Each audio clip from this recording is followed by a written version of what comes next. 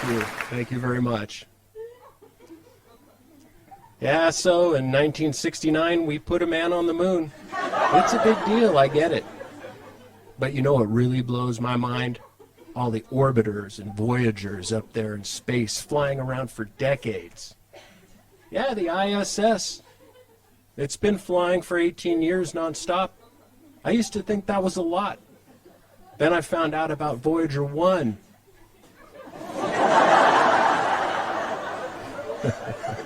Yeah, this thing has been flying nonstop for 41 years straight. And the batteries still work. I wish I could get batteries that lasted 41 years. I'd be set. And then I found out Voyager 1 has a twin.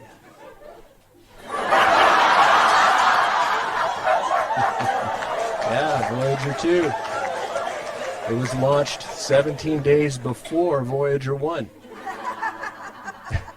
Mandela effect. Yeah, it could be. Oh, and the results are in from the distant asteroids Bennu and Ryugu. Yeah, it was a bust. I knew it would be. I could have told them that from the beginning. Look at these things. They thought there was lots of carbon and water. But anybody can tell they're just as dry as burnt charcoal. Turns out these asteroids are just bags of rubble, barely held together by gravity. A total waste of time. Maybe we should just stick with the moon.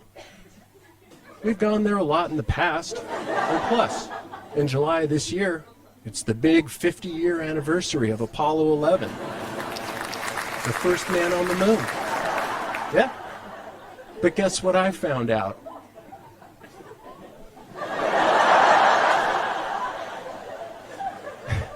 Anybody know what this is? Come on, what is it? Depth charge. Yeah, it looks like one. But this thing is the first Russian driverless moon probe called Luna 2. They crashed it into the moon way back in 1959. Yeah, they ditched it just east of Mare Imbrium, near the craters Aristides, Archimedes, and Autolycus. But then, after we got wind of that, we had to do something. So in 1962 through 1964, we crashed Rangers 4, 6, and 7 into the moon. Well, that really pissed off the Russians, so they hit back and crashed Luna 5, 7, and 8. Man, it sounds crazy, but it's true. Yeah, the first driverless Russian moon probe to reach the surface of the moon. Yeah, the Russians won that race. Well, that made us crazy. So we crashed Rangers 8 and 9. And then finally the Russians said, screw you. Yeah, and landed Luna 9 on the surface of the moon in 1966. Sex toy. Yeah. They really screwed us with this. Come on, we can't take that. It's too big. Yeah, that's what she said. But now the pressure is on. So we built a lander to smoke this Russian sex toy. And we sunk everything we had into it. Check it out. Yeah. It's called Surveyor 1. And on June 2nd, 1966, we landed this amazing machine on the moon. And got even with the Russians. But then the Russians punched back, landing Luna 13. We countered, peppering with Surveyors 2, 3, 4, 5, 6, and 7. And Orbiters 1, 2, 3, and 4, and 5. Landing some, crashing the others. And finally, after this 10-year brawl, the knockout blow.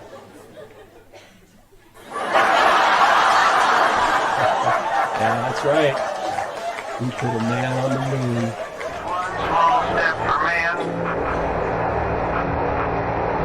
one giant leap.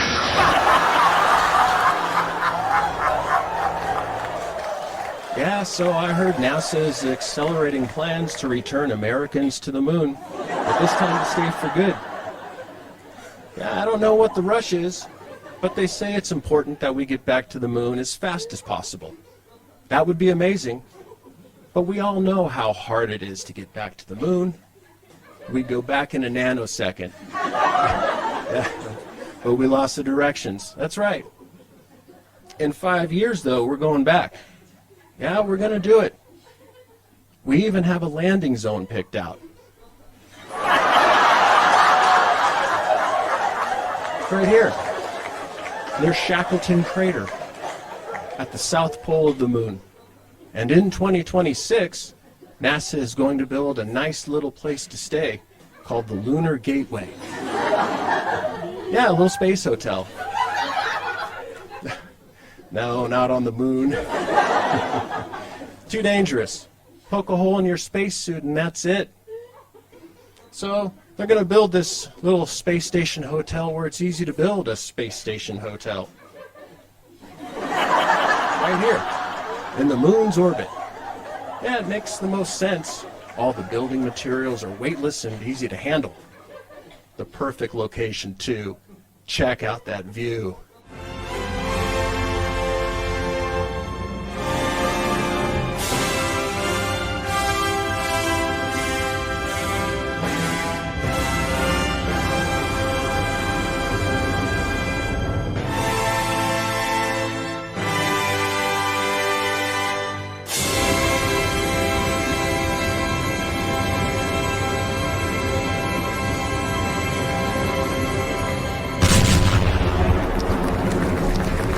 Imagine you and your girlfriend staying here at the romantic Lunar Gateway Suites, just a meteor toss away from the lunar surface. Heck, in the same day, you could go to the moon, do a little sightseeing, check out some craters, and by dinner time, you're back in your luxurious Lunar Gateway Suite, soaking in the hot tub, drinking champagne, and watching the Earth rise. Transportation is provided by the new NASA Lunar Lander Limo. Pretty sweet, huh? This lunar limo will take you to the moon and back to your space hotel safely. It has all the latest technology. It's fully loaded. Personally, I prefer the older model landers.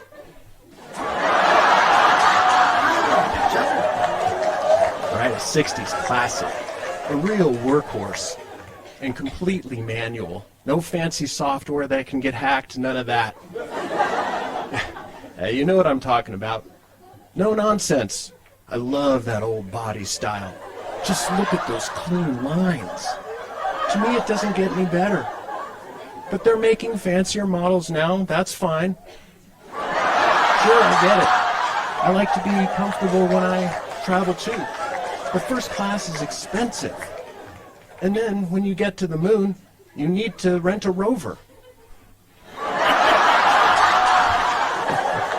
Yeah, and that can get real pricey. The rover's fun, but there's not much else to do. You can't see any stars. So instead, I'd book an economy seat on a red-eye rocket to Mars and go mushroom picking.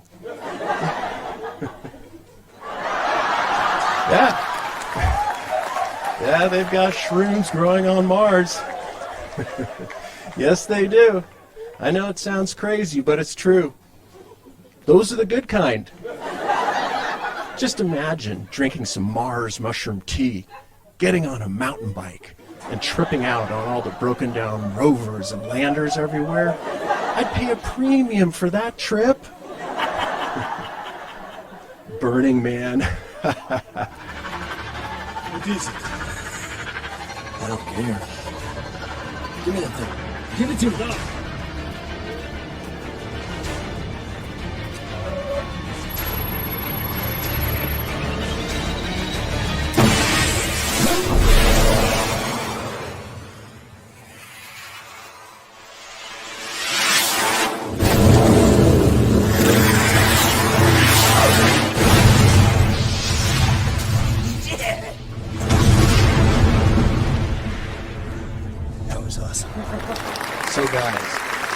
can't afford to take a girl into orbit, I understand. It's expensive.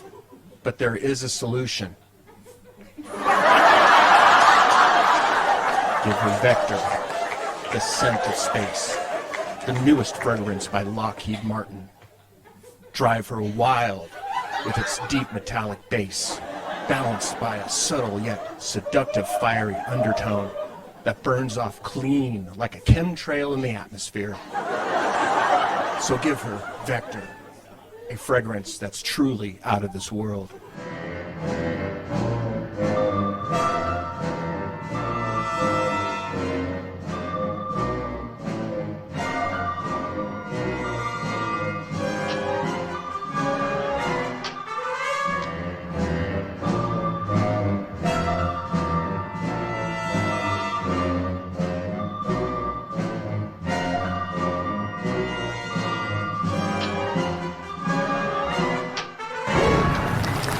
So I heard the astronauts on the ISS are getting some new spacesuits.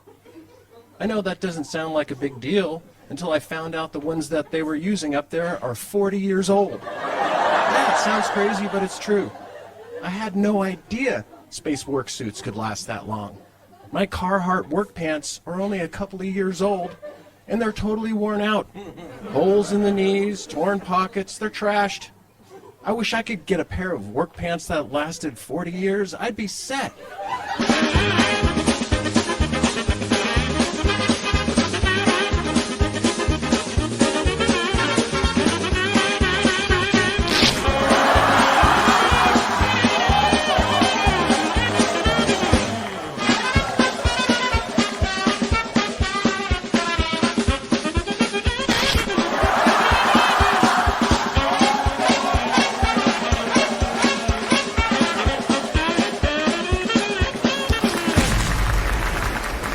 Good evening, everyone, and thanks for tuning in to tonight's space weather forecast.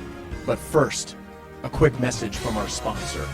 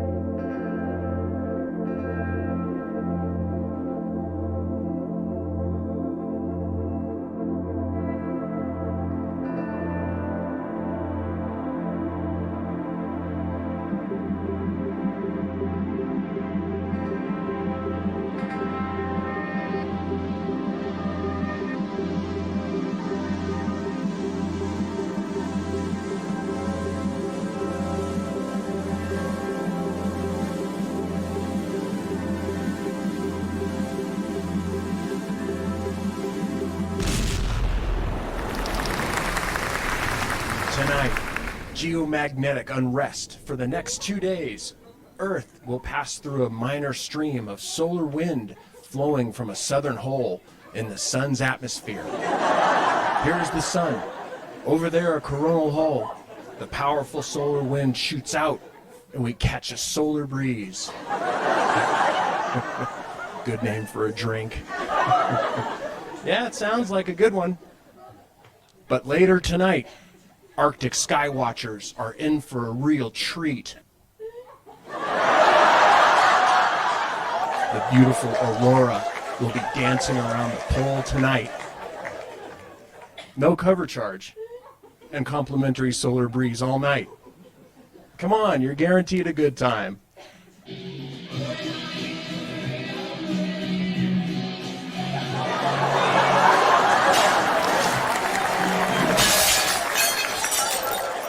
Yeah, so you guys know about Occam's razor, right? The problem-solving principle that when presented with competing hypothetical answers to a problem, one should select the one that makes the fewest assumptions. Makes sense, right?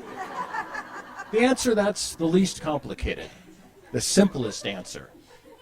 I think everyone gets to experience Occam's razor at some point, especially couples. Here's an example of Occam's razor. Your girlfriend says to you, "Where were you last night?" You say, "I was at a friend's house studying gravitational acceleration." Yeah, she gets pissed off and heads to the bathroom and slams the door. Yeah, you can hear her rifling through the medicine cabinet. Uh-oh. You know what that means. Then the bathroom door opens and she's walking towards you with one hand behind her back. Yeah, that's right. Now you're scared because you know what she has back there. Then she asks you again, "Where were you last night?"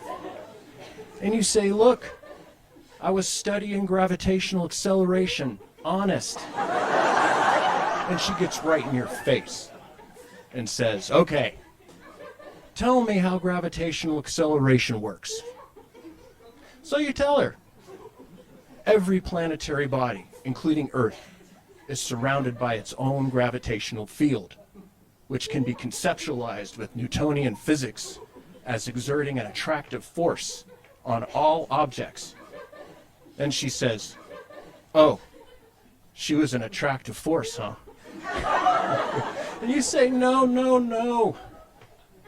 Assuming a spherically symmetrical planet, the strength of this field at any given point above the surface is proportional to the planetary body's mass, and inversely proportional to the square of the distance from the center of the body." Your girlfriend says, "Center of whose body?" Whoops. Now you gotta lay it on thick, right? So you say, "The strength of the gravitational field is numerically equal to the acceleration of objects under its influence." Then she says, "Oh, you're under the influence."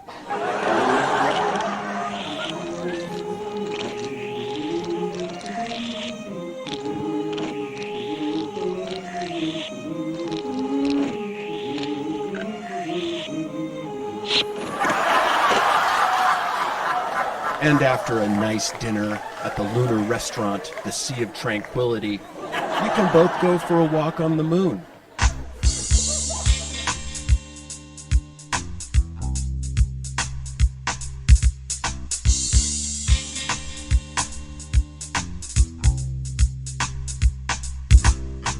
Show me how to wear these. Walking on the moon. Won't you look real cool now? Walking on the moon. Don't want you to tease me. Walking on the moon. Show me how to wear these. Walking on the moon.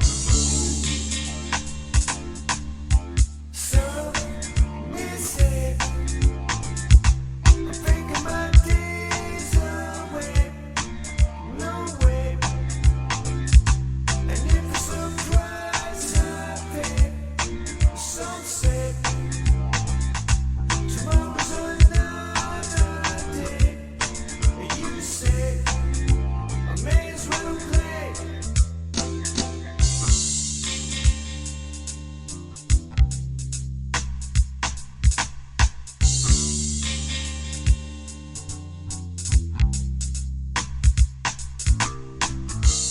Giant steps are what you take. Walking on the moon. Hope they don't see us faking. Walking on the moon. We could walk forever. Walking on the moon.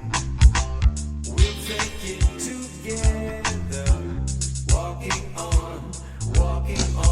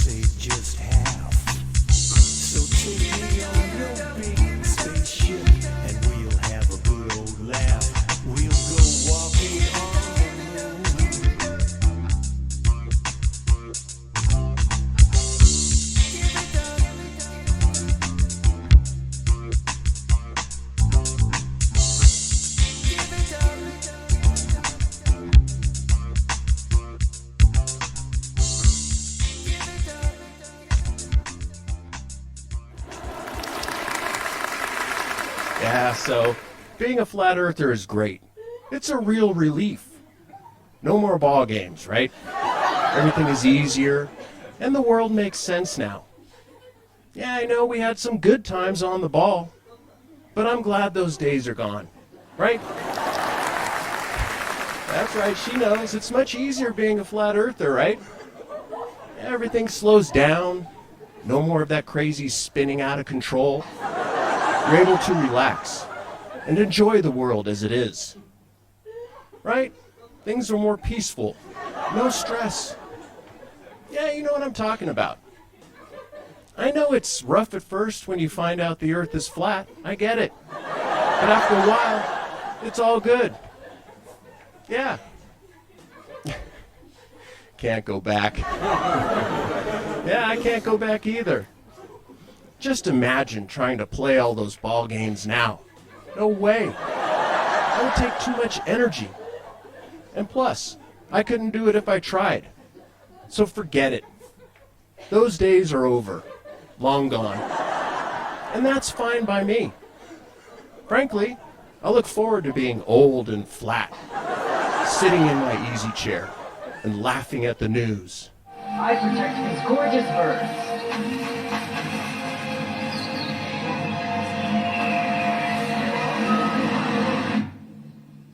I'd make everybody very small. All right. You guys have been great. Thank you. Thank you so much. Thank you. Good night.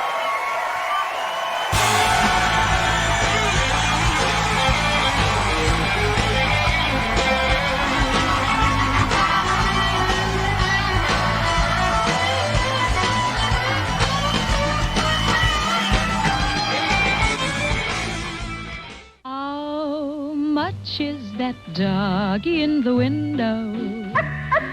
The one with the waggly tail. How much is that doggy in the window? I do hope that dog is for sale. I must take a trip to California and leave my poor sweetheart alone. If he has a dog, he won't be lonesome, and the doggy will have a good home. How much is that doggy in the window? The one with the waggly tail. How much is that doggy in the window?